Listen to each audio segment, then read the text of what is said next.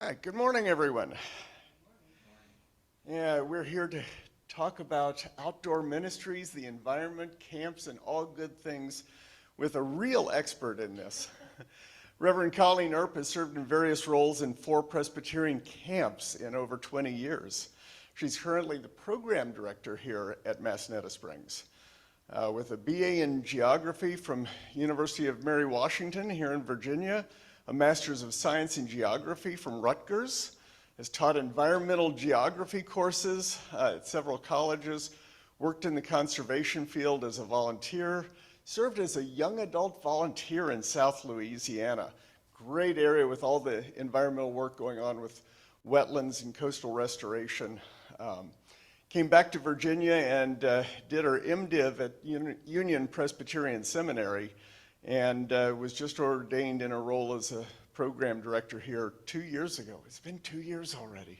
Colleen and I actually know each other from the Presbyterian Fossil-Free PCUSA work, and so been involved with hearing how she's been progressing in this, and so today you'll get to hear about that. She's also, by the way, very active in the Presbyterian Peace Fellowship Activist Council and spends a lot of time enjoying this beautiful Shenandoah Valley area. So with that, Colleen, I'll let you take over.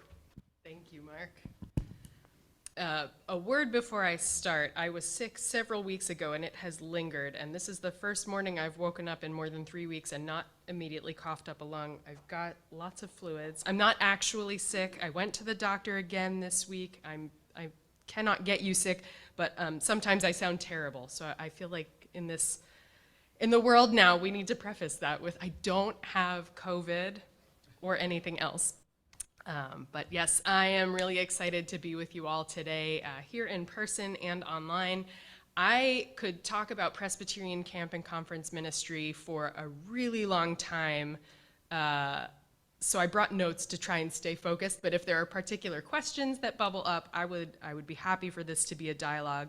My plan for today is to tell you a little bit of my story, how I ended up in this very strange and wonderful calling, share some of what my colleagues are up to in Presbyterian Camp and Conference Ministry around the country, around the US and Canada, and ways that you might get involved or ways to help you connect with your local camp and conference center. All of this is offered as maybe an inspiration for a new project for your congregation or for your camp, or maybe just to think about your own story and your own connections to this wonderful way of doing ministry together. So yes, I am the program director here. I've been here for 2 years. I'm also wearing the hat today as a board member of the Presbyterian Church Camps and Conferences Association and Campfire Collective, PCCA for short, and that's the organization that brings together all of the Presbyterian camps and ecumenical partners in the US and Canada. An organization that I'm grateful for and have learned a lot from, and I have some just really cool colleagues doing really cool things, so I'm excited to share that with you. But before we get to that, I want to tell you a little bit more about me. I grew up in coastal New Jersey, nestled right between the ocean and the Pine Barrens. It was a pretty glorious place to grow up as a kid and play at the beach and in the forests and in the parks and in the wetlands. I never didn't like the environment, as best I can recall. I had the kind of parents who made my brothers and me play outside a whole lot, and I don't ever remember not liking that. But I don't recall being so passionate about it. I learned that a lot later. I served on staff at Johnsonburg, New Jersey's Presbyterian camp for many years, starting 20 years ago, which I can't believe I'm old enough to say things like that, but this is also how I know Casey, who's also a Johnsonburg kid. So I joined the staff in the summer of 2003, and every couple of weeks they take you away from being a camp counselor and put you in a program area just to make sure you're getting some rest, you're rotating through the programs, you're supporting each other. And they put me on nature for the week. And I don't know whose idea this was, and I thought, okay, nature's fine, I can do this. But I didn't really have the background or the training or, a million scout badges or anything that would say I was qualified for that. So I took over the nature program for the week, and Casey, if you want to move that slide. Whoop. That's what I did all week. I read the Lorax to lots of different age groups of kids, discussing all of these themes of environmental politics and political ecology. We had Dr. Seuss books growing up, but not the Lorax in my house. This was my first introduction to this book, too.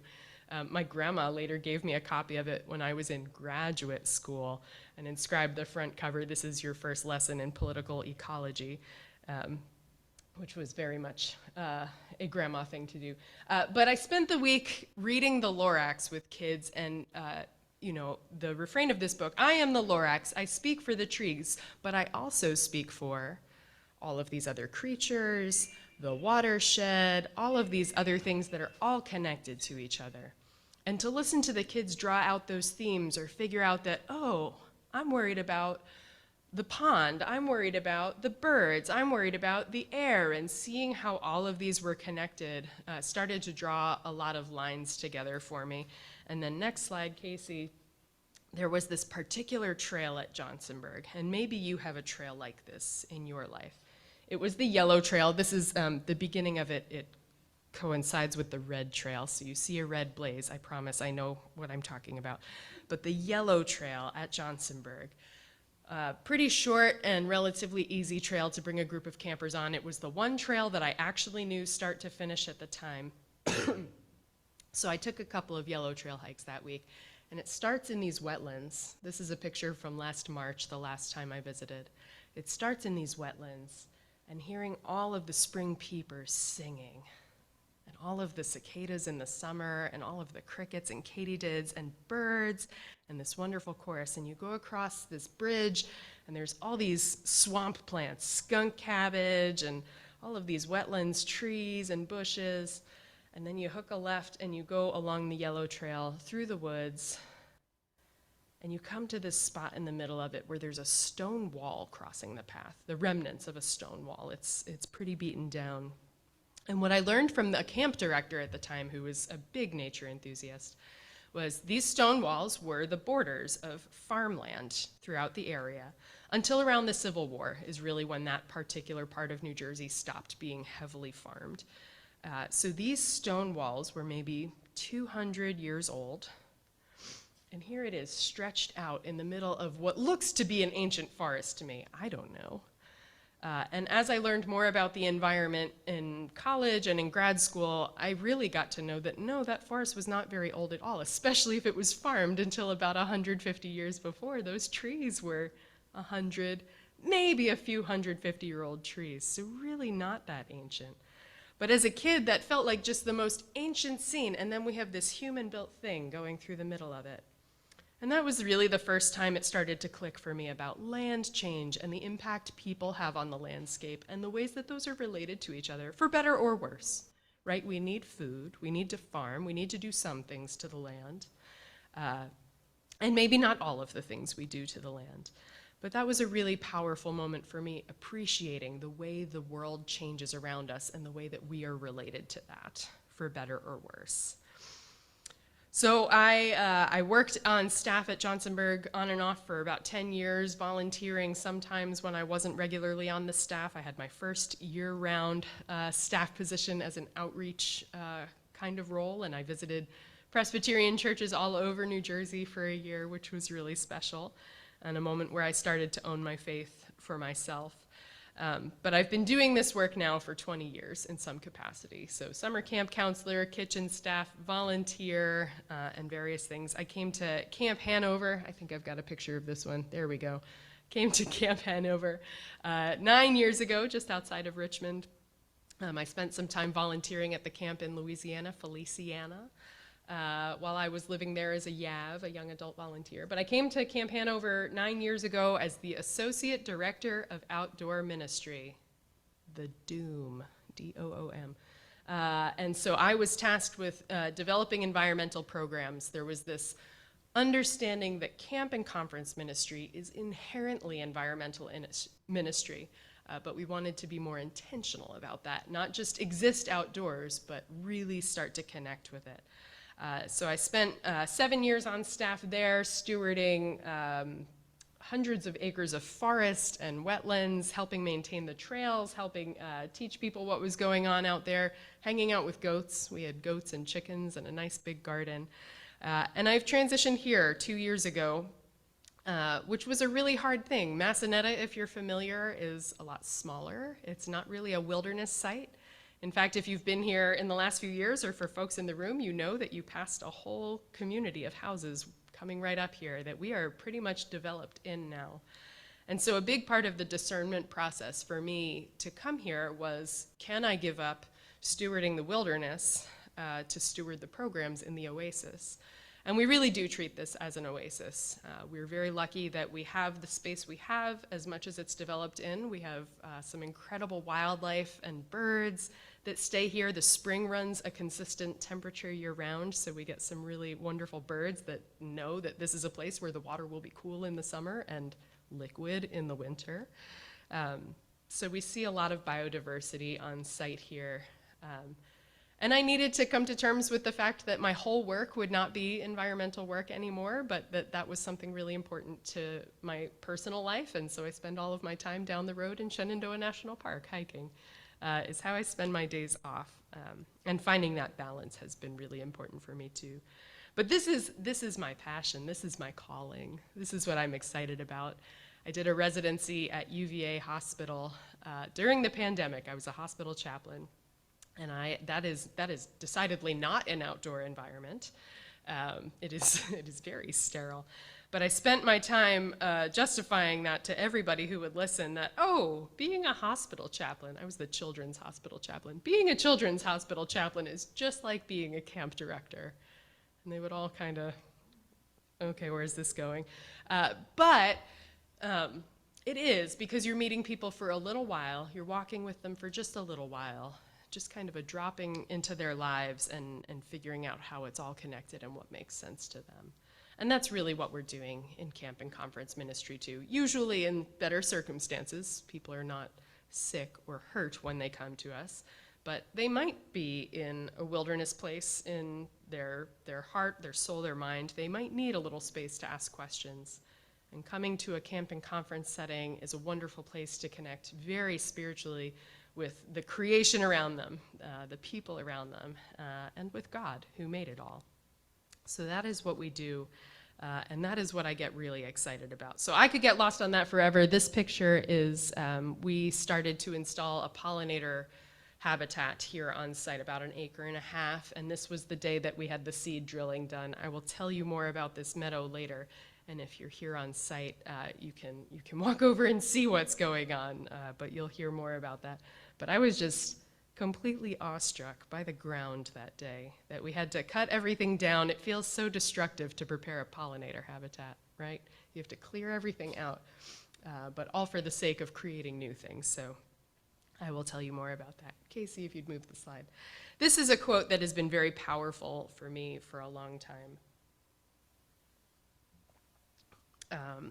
A Senegalese forestry engineer presented a paper at the General Assembly of International Union for Conservation of Nature and Natural Resources in 1968, and he said, "In the end, we will only conserve what we love, we will only love what we understand, and we will only understand what we are taught." I think camp and conference centers can be a good proving ground for these concepts. I think this is a space to test some of these ideas out and start to make some of these connections of teaching and understanding and loving and conserving. So I present all of this, like I said, as possible inspiration for you to connect with your local camp or to bring some of these ideas to your local camp or congregation. But I hope that you are connected. I hope you will send your session, your family, any kids in your life, bring yourself to your camp, because these are great places to see and experience God's creation. So I want to tell you some of the cool things my colleagues are up to. This feels like a good way to brag on some of my friends.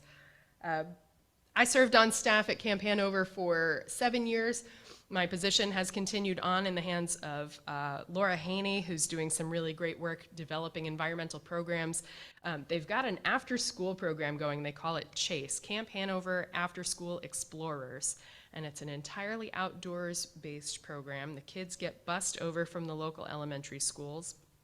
They have a screened-in porch that they base out of during kind of the colder, rainier days, but they've got an open pavilion that's home base for them, and they just explore. They take a little time to rest, they have a snack, but then they just go explore the site, and they've got a lake, they've got hundreds of acres of forest, they've got all kinds of good things to get into. And so they have developed this after-school program as a way of continuing that message of welcoming kids and making sure they feel safe and get exposed to the environment, but it is a decidedly kid-led outdoor exploration program. There's not a firm curriculum that they have goals they need to achieve. They just kind of see what the whims are of the kids that day, that, yeah, they want to come down and check out the lake, they're going to go check out the lake. So there's team building and consensus building to decide what things to get up to, as well as getting to know the nitty-gritty of the environment that they are in, getting really familiar with it, comfortable exploring it. So there's a lot of gifts to come out of this. So they've got their after-school program, and they've also got a program called Camp Tomato, which is a partnership with the Hanover County Schools. Hanover tomatoes are a thing. That's where the name comes from. This is a picture when I was still there when we launched Camp Tomato, and this is an activity that I also learned at Johnsonburg. Who polluted the river? So you sit with a big old tub of water in the middle, and everybody's got a little container of something different, and there's a story that goes along with it of leaves falling from trees, and people moving to the area and fishing and what that does to the water. Construction to build homes and schools, and what happens then is soil erosion, and you put in somebody's container some yellow food dye for a septic leak, and that gets lots of giggles and screams of horror when you tell that part of the story. But you tell the story of all of the things that are happening in the watershed, and how maybe any one little thing does not have a huge impact, but altogether we get this nice green polluted tub of water. And the question is, who polluted it? And the answer is everybody. This is sometimes, you can find this curriculum online. It's called Who Polluted the Potomac, but we'll usually adapt it to whatever our local watershed is. But this was cool. We're sitting in the middle of the lake on the dock. We're doing this together, so the kids get to see and feel and hear that scenery while they're learning about their very real connection to it and the impact that we have on it. And again, we need resources to live, right? It's not to say we should never touch water, because, well, we need water to survive, right? Water is life.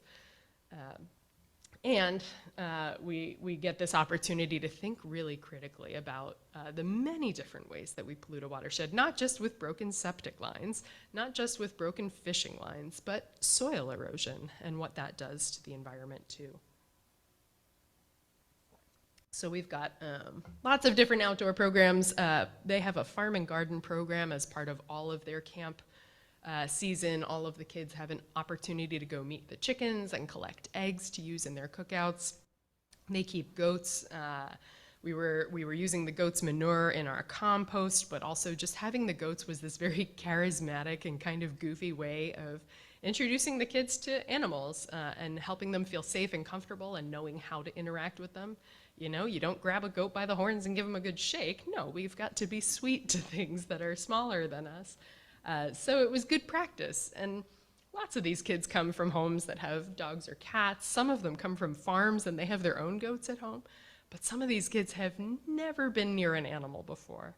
And so it's a really special moment to feel that connection to another creature and get to know it. And that's just part of everything they do. Those goats live there year-round. The chickens are there year-round. So any group that goes on site at Camp Hanover has the opportunity to meet some of these friends. I think we've got, harvesting potatoes last summer. This is good. Go ahead.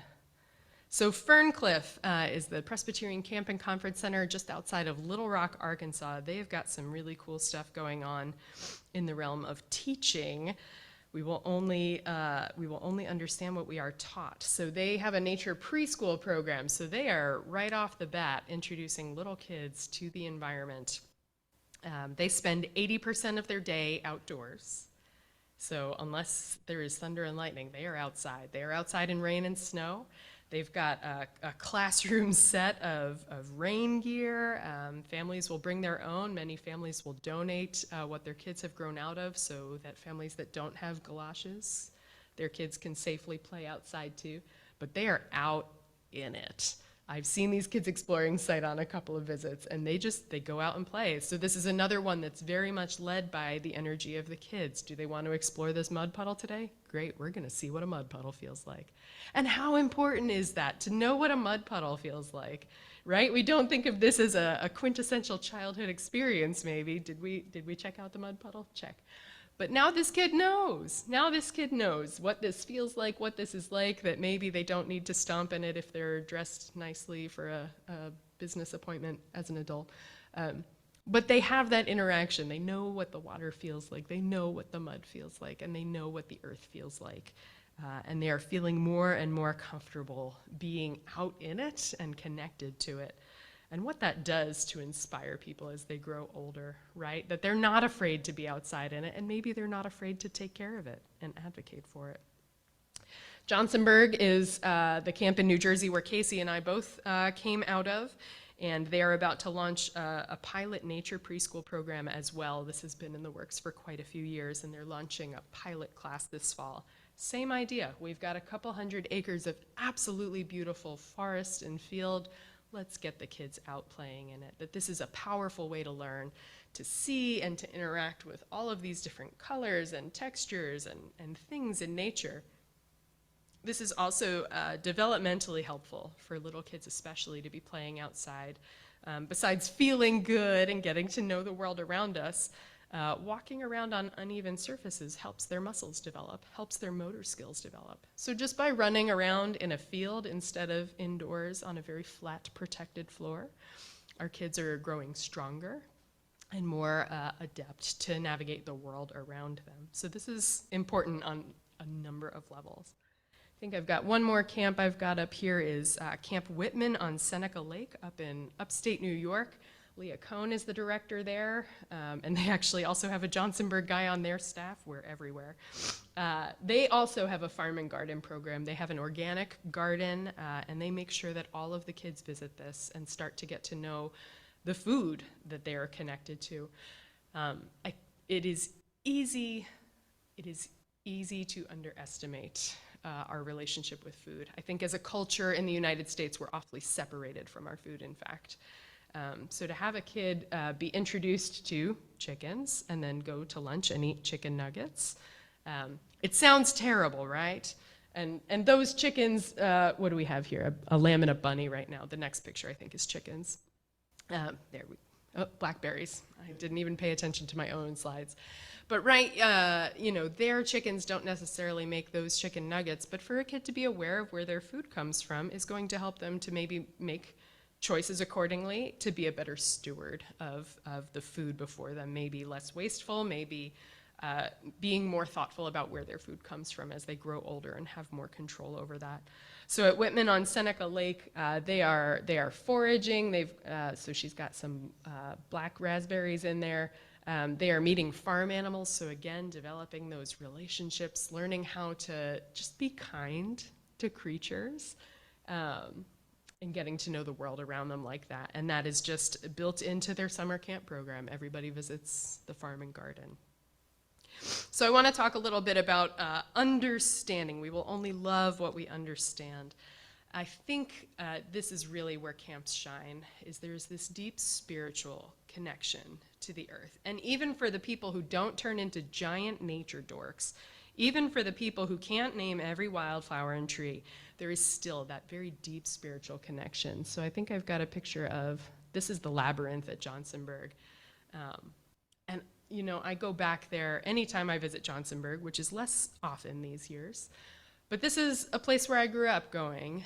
And every time one of my camp groups went to do the labyrinth as a sort of closing activity, we would walk in silent contemplation.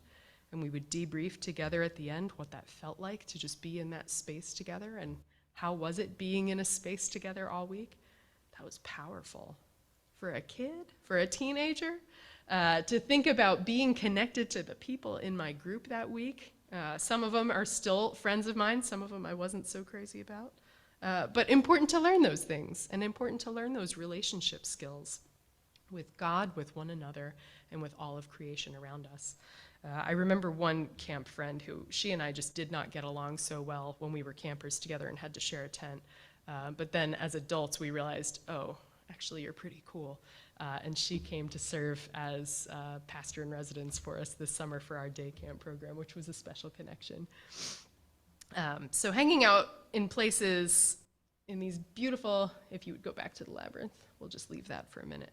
Hanging out in these beautiful places is really powerful, right? We're doing church in places like this. Not that it's not important to do church in church. There's something beautiful and important about that regular rhythm and those ongoing relationships. But to take yourself out of the everyday and go somewhere like this, it's been a while since the Presbyterian panel has done research on this. The last report was 2012, but among those reporting a singular spiritual growth experience, 2 in 10 church members and 4 in 10 pastors report that it took place at camp. 40% of pastors. And this is a little bit old data. This is 10 years ago, but that's a staggering proportion. And on the flip side of that, we've done some numbers here. We celebrated our centennial a year and a half ago and took a pretty hard look at everybody who's ever come through here and tried to make some meaning out of it. And what we learned is we have this high school leadership program, the Advocates. They help lead our middle school conferences. And it's a wonderful program. It's been going on for about 30 years, so a couple hundred people have come through it at this point. They used to be called enablers. They're now advocates. And of everybody who has ever served as an advocate at Massanetta Springs, 13% of them are in professional ministry. Christian educators, pastors, youth ministers, some kind of, and this doesn't count all of the people who are serving as elders or volunteers or just stayed active in their church, right? But 13% of them in professional ministry, because they had these powerful experiences in a place a little bit apart, a little bit out of the ordinary. And this is not, the most nature-oriented site. We spend a lot of time up in this open-air auditorium in the summer, so the open air is maybe the most of the interaction during the big worship sessions at middle school conference, but then they're out exploring site in small groups, and they're spending time doing team building, and they're spending time thinking about the themes of the conference together, and they're scattered all over this site. And to feel safe and secure and loved and cared for in a place like this is immeasurable. So we have labyrinths, and we have opportunities to sleep out in meadows under the stars or out in the forest. We have hiking, we have time relaxing and feeling comfortable and loved in these natural settings. And that is powerful in our spiritual development. Just about everything is happening outside at our camping conference centers. No screens, we're leaving the screens home, right? We're just being present in it. So even when we're not intentionally interacting with it, even when we're not intentionally hiking or gardening or swimming in a lake, we're still out in it and getting a little bit more comfortable and familiar with it. And that is a really powerful way to develop those spiritual connections and appreciation for the earth. Even for the people who don't like playing outside, they might at least appreciate it a little bit more.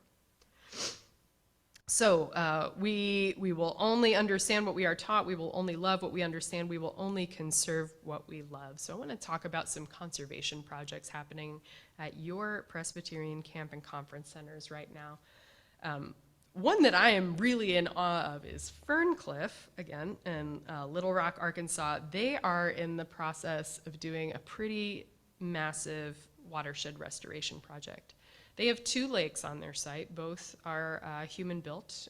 Both have a dam involved. But one of them specifically is a stream that runs through the center of site. And they are working on a plan to rather than upgrade and replace that dam that is going to be due for some work in the coming years, they're going to let it go, and they're going to let the stream take back over. There's been all kinds of assessment of what is going on in that environment. Go to the next slide, I think. Okay, so they've got a plan to make it really accessible. It is right through the middle of site. And so they plan to let that stream run whatever course it sees fit, and let the environment grow up around it, all of the wonderful native wetlands, plants, and creatures that live there, but build some boardwalks through it so it is something that people can interact with really intentionally. They're recognizing the interconnectedness of this environment and making it accessible. So this is a pretty significant project. It is not happening immediately. This will take a number of years to do this restoration, but next slide. This is just a sampling of the environmental assessment that was done and some of the creatures that they know live in that space that will be able to really thrive and be given back their habitat. So this is not just a beautiful thing for people to go and experience, this is also a really important habitat restoration project. And giving way to nature, to let nature do what it wants to do instead of trying to control it. Which is something that we as humans really, really love doing, don't we? But letting nature do what it needs to do, which is a healthier and more natural way to exist, to coexist, really. I want to tell you about pollinator habitats. This is something I spent a lot of time on. I volunteered with the Natural Resources Conservation Service for many years throughout New Jersey. When I was trying, I did not think I was called to ministry. I thought I was called to conservation work, and it turned out I was called to both. But when I was trying to make a go of a conservation career, I spent a lot of time with NRCS, which is the conservation arm of the USDA. And installing pollinator habitats was one of the projects we were doing the most at the time. This is popular conservation for the masses. So I knew all about this. And when I got to Camp Hanover, I said, well, I think I want to do one of these. And I got in touch with the Conservation District and found out what funding is available. There is still quite a bit of funding available for this, for private lands, if it's a project you're interested in. We worked with our Conservation District and a local nonprofit to do the environmental assessment work. Since that was my background, they let me do the soil survey and a lot of the plant counting, natural resource inventory kind of work. But we planted this wildflower meadow. This actually became my, go back. The other one's the Massanetta one, which is another story. This became my pandemic hobby too. When we were shut down, Virginia did not allow summer camps to run that first summer at all. We didn't even have a choice. So my joy that summer was getting to know the wildflowers one by one name at a time, that I walked through there all season long. These, I did not pick the flowers, but I did pull them out of the path when I was going to mow, is why there's a fistful of flowers here. I just did not know wildflowers. That was not a skill that I had developed. So that was my pandemic hobby. And then when I went on into the hospital, I treated the NICU babies like they were wildflowers and went and got to know them name by name as well. And right, that powerful interconnectedness, that awareness of the environment all around, that even in a sterile hospital, I could notice creation because I got to hang out in places like this and build those skills and build those relationships with the environment. So Camp Hanover has a wonderful pollinator meadow. It is thriving. It has well over 50 species of wildflowers and grasses. 50 was about where I capped remembering names, but I'm sure there's more in there. So then I came to Massanetta Springs, and I thought, I know how to do these. We've had a little more trouble here. So if you're here on site, it's over, if you kind of go to the top of the hill and down the road past Camp Massanetta, it's over closer to the lake, and we've got about 1.5 acres blocked off. Same process, did the soil survey, the natural resource inventory, worked with the Conservation District, and I'm working with a local contractor as well.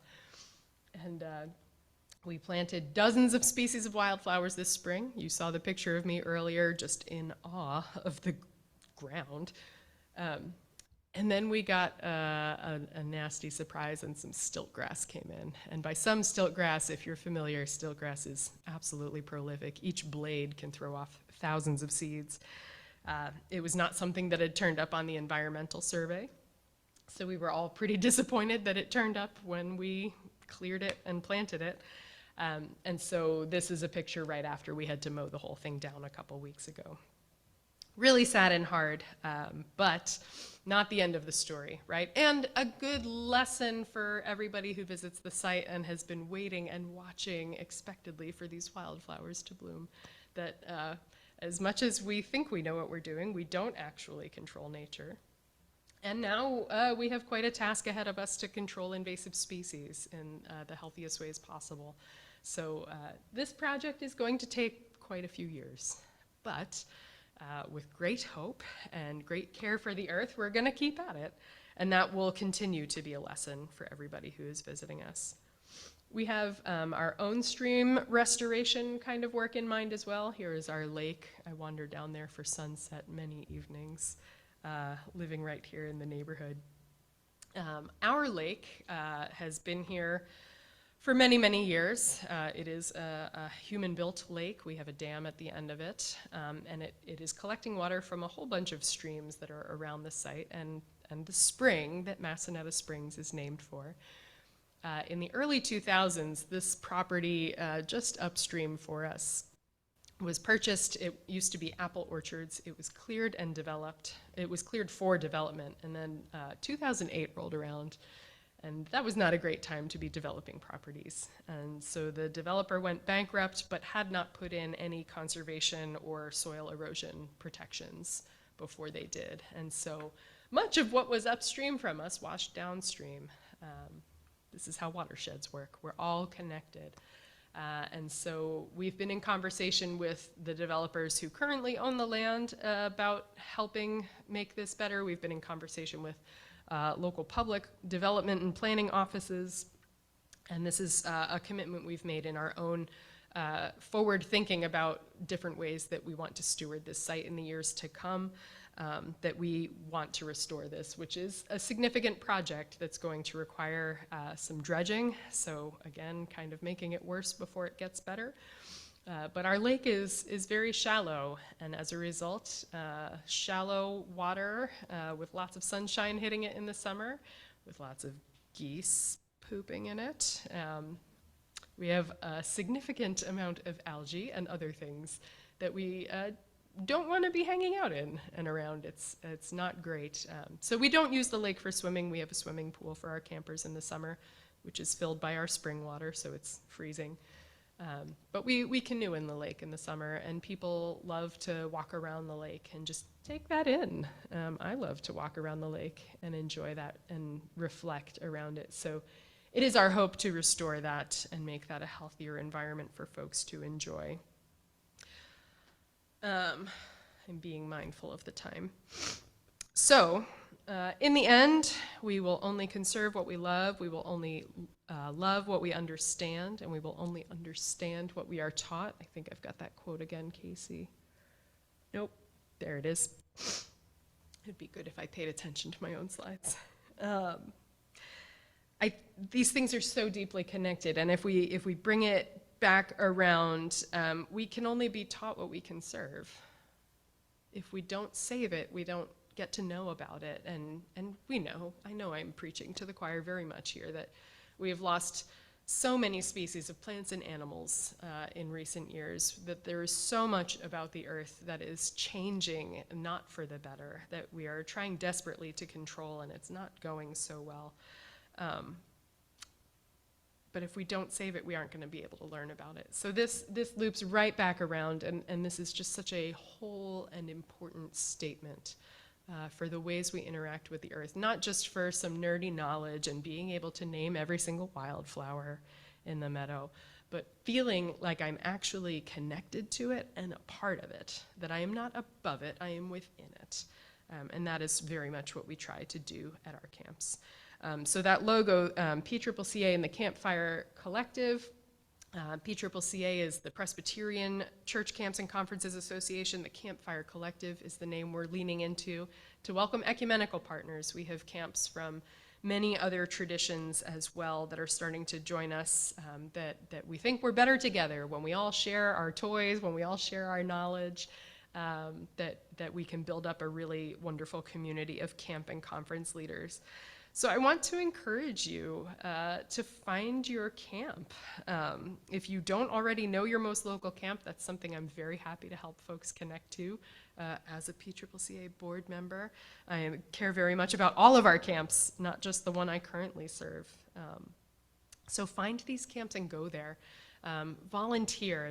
They're definitely, I promise you, there are things that can always be done, many things, and contributing to any one small part of camp and conference ministry is part of the greater whole, right? That helping out in food service or making beds or cleaning brush, whatever it is, makes the whole center a little bit stronger and more welcoming for kids. Of course, you can donate to your local camp and conference center and support them financially. But I really think that this is a powerful connection for our churches, to bring your sessions there, to bring your churches there, to bring your families there, and just see it. That these are wonderful examples of just being able to be out in nature in an intentional way, but also countless intentional conservation projects that you can trade ideas about gardens and pollinator habitats and streambed restoration and all of these things back and forth. Many of our camps are individually incorporated at this point, but most have at least a covenant relationship with a church or a presbytery, or Massanetta is a synod associated site, the Synod of the Mid-Atlantic. So find these connections and use them, because this is really, even accidentally, a good way to introduce people to the environment. Even the most curmudgeonly curmudgeon who says they hate the outdoors might be able to find a safe place at camp and feel a little bit more secure in their relationship with the environment. So I want to invite some time, and we can leave the sunset up. There we go. If there are questions, if I can help connect you to a particular camp, I would be very glad to do that. But thank you. Camp and conference ministry is an incredible thing, a thing that I wake up every day grateful to be called to. So thank you for letting me be excited about that.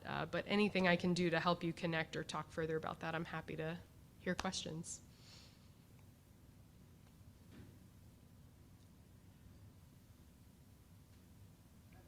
Mm-hmm. I'm happy to talk about gardens. It's pretty easy. How do you get rid of stilt grass? Oh, man. You suffer greatly. So stiltgrass being the prolific seeder it is very important to catch it before it goes to seed, which is why we cut the whole thing down. That was a really hard day for me. I spent the whole day on the tractor with the bush hog, but it was really the best thing we could do to save ourselves. If it's a small incidence, if you've just got kind of a garden at home that you're dealing with, manually pulling it out is actually very effective as long as you do it before it goes to seed. Once it goes to seed and you're pulling it, you're just dumping thousands of seeds everywhere. Unfortunately, it usually requires a little bit of chemical warfare when it's bigger like this. So we are planning on doing one spraying next spring. And the reality is, that is hard. It is not great for the environment to use chemicals, and you kind of have to look at the whole picture, and that a little bit of damage to do the greater good might be important. So what we'll do is we'll very carefully time our chemical treatment so that we're not doing it right before or after a rain, so it's not just washing straight into the watershed.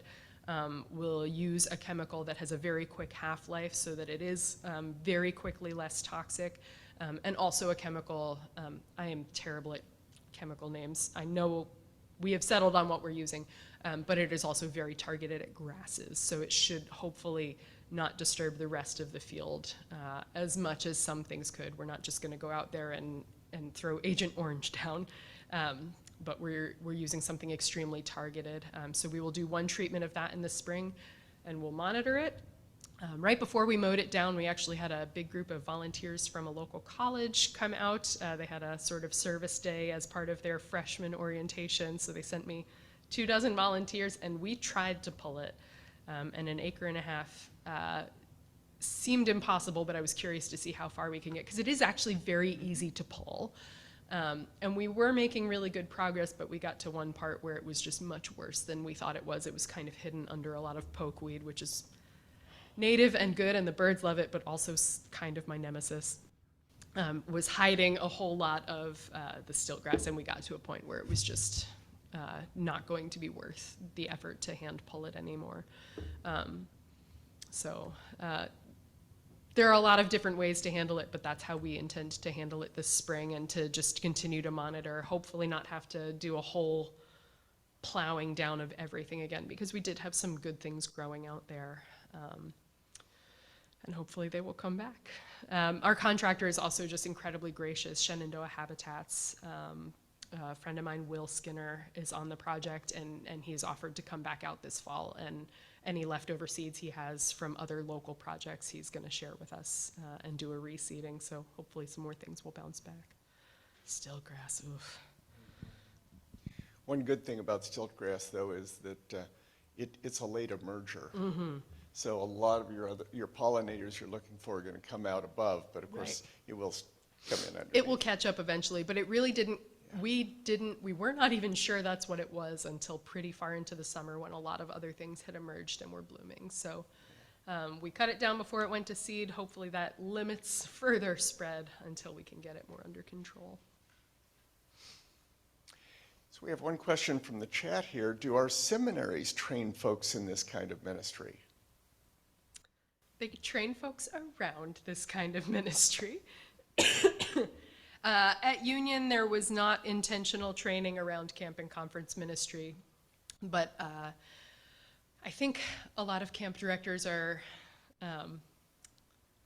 we're funny people. We can find what we need, because we are in this kind of strange and wonderful ministry adjacent to congregational ministry. So I received very good training in theology and Bible and practical ministry that I do use every day in this work, but there is not a Camp Director 101 class. There is actually an outdoor ministry class that is sometimes taught at Columbia Theological Seminary by Joel Winship, who is the executive director of PCCCA and the Campfire Collective. So one class that is out there. There are actually a lot of ordained people in Presbyterian Camp and Conference ministry right now. Some ordained to that work. Both Clayton and I were ordained to Camp and Conference ministry work, so we've got two in one place. Some who were ordained to parish ministry and wandered over into camping and have remained in that community. So you can make a lot of jokes about, they didn't teach us this in seminary, but there are a lot of things in parish ministry as well that are not explicitly taught in seminary. So I think there is always a need to be kind of creative and flexible to get into this work. Do we have other questions in the room? Stiltgrass. S-T-I-L-T. Yes, stiltgrass. It was used to pack porcelain from East Asia in the shipping process and got loose. We have there's a lot of similarities in soil and climate to East Asia. That's why you frequently hear about East Asian invasive species in the eastern United States in particular. We're, of course, dealing with the spotted lanternfly, which is not prolific here yet, but has been spotted. So that's, we also have some Alanthus, tree of heaven, which is their favorite tree that we need to be tending to here. So we will, there's gonna be a whole lot of invasive species work here at Massanutten over the next few years. So I have another question on here. Do you really relate to, it says I see, National Christian Ministry in the national parks. Yeah, that is something that I know seminary students can take part in. This is an internship opportunity in the national park system to serve as a chaplain. Many of the national parks actually have a Sunday service, but the nature of tourists is people are coming and going all the time, so these are usually pretty small, intimate gatherings. I had a good friend, actually the camp friend who I didn't get along with when we had to share a tent, but as adults we're good friends. She served in Denali National Park for a summer, and so the internship had her bussing tables in the dining room during the week, and then she would lead a Sunday service and be available sort of in an on-call basis for anybody who needed some spiritual care while they were out enjoying the beautiful wilderness. I have to imagine that chaplains in some places too are responding in case of emergencies as well. So yeah, that's a really special program that's out there too. I did not participate in that because by the time I got around to seminary, I was already serving as a camp director, and I felt quite content in my calling. All right, do we have any other questions here or online? If I can help you find your local camp, if you don't know your local camp, I would be delighted to connect you. So I can make sure my email address is accessible to folks who are participating. Even if I wasn't on the board of PCCCA, this is something I care deeply about, and I have some really great colleagues in this ministry who I'd love to connect you to. And we love having visitors. Just call and let us know you're coming so we're not surprised by people wandering in our woods. But we're always really happy to connect with folks. Thank you. Thank you for your time and for listening and for caring about your camps. Colleen, thank you very much for the presentation today. That was wonderful.